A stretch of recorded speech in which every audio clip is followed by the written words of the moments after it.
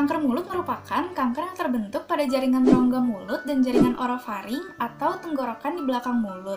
Kanker mulut ini paling sering ditemukan pada area 2/3 anterior lidah, bibir, pipi, gusi, langit-langit mulut, dan dasar mulut. Kanker mulut ini adalah kanker paling umum nomor 6 di dunia dan lebih sering terjadi biasanya pada laki-laki 2-3 kali lipat dibandingkan pada perempuan. Terlepas dari perkembangan diagnosis dan juga terapi kanker yang ada, 5-year survival rate atau tingkat bertahan hidup dalam 5 tahun pada pasien kanker mulut ini hanya mencapai 50% dalam beberapa dekade terakhir.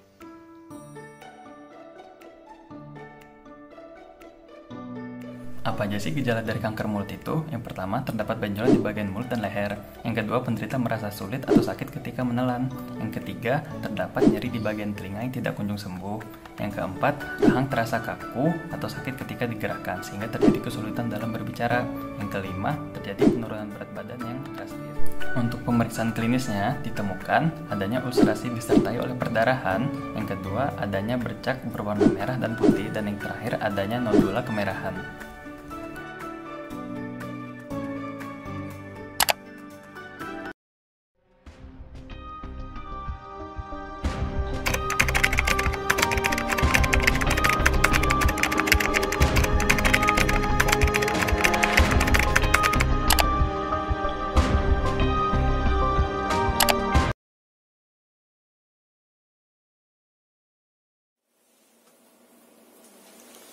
Oral cancer itu penyebabnya apa sih?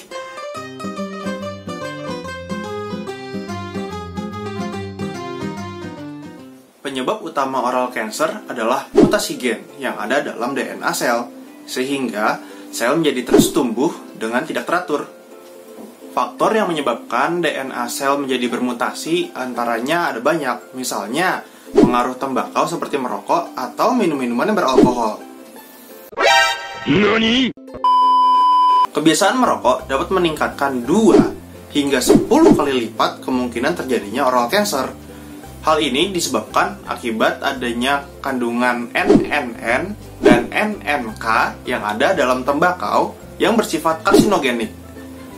Kedua zat ini dapat bergabung bersama DNA sel sehingga menyebabkan pertumbuhan sel menjadi tidak teratur. Konsumsi tembakau bukan berarti hanya merokok saja ya. Konsumsi tembakau tanpa asap atau yang sering kita sebut dengan menyirih juga dapat meningkatkan potensi terjadinya oral cancer. Tahukah kalian kalau lebih dari 50% kasus oral cancer di India itu akibat menyirih loh? Yang kedua, alkohol. Alkohol meningkatkan 2-6 kali lipat kemungkinan terjadinya oral cancer. Dan apabila digabungkan dengan kebiasaan merokok, maka akan menjadi 15 kali lipat. Selain tembakau dan alkohol, terdapat berbagai faktor lain yang dapat meningkatkan potensi terjadinya oral cancer. Di antaranya, nutrisi yang buruk, trauma kronis, kebersihan diri dan rongga mulut yang kurang terjaga, serta paparan sinar UV dan radiasi. Nutrisi yang buruk.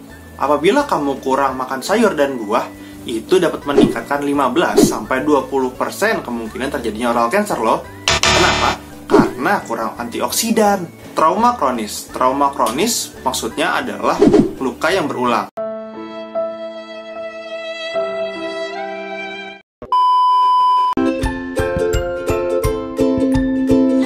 Yang pertama adalah stadium 1. Pada tahap ini, kanker berukuran 2 cm atau lebih kecil dan belum mengalami penyebaran ke jaringan sekitarnya.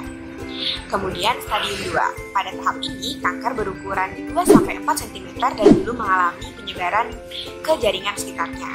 Kemudian stadium 3. Pada tahap ini, kanker berukuran 4 cm atau lebih dan sudah mengalami penyebaran ke kelenjar getah bening. Dan yang terakhir adalah stadium 4. Pada tahap ini, kanker berukuran sudah lebih besar, kemudian kanker juga sudah mengalami penyebaran ke organ lainnya seperti organ hati. Ada beberapa perawatan yang dapat dilakukan untuk menangani kanker mulut, seperti kemoterapi, hipnoterapi, radioterapi, atau pengobatan lainnya.